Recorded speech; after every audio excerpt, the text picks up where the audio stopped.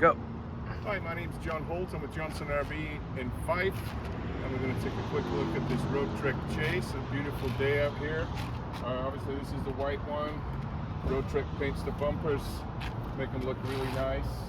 Typical Roadtrek with the fake windows, but that's the sign. You can see that. You always know it's a Roadtrek.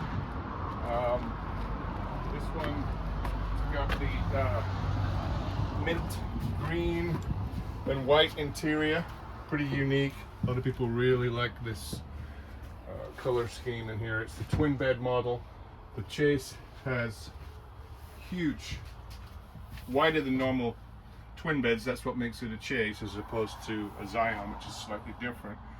But it's got the same features as a Zion. This is lithium batteries, got the quiet AC, TV back here. It's got the bigger fridge.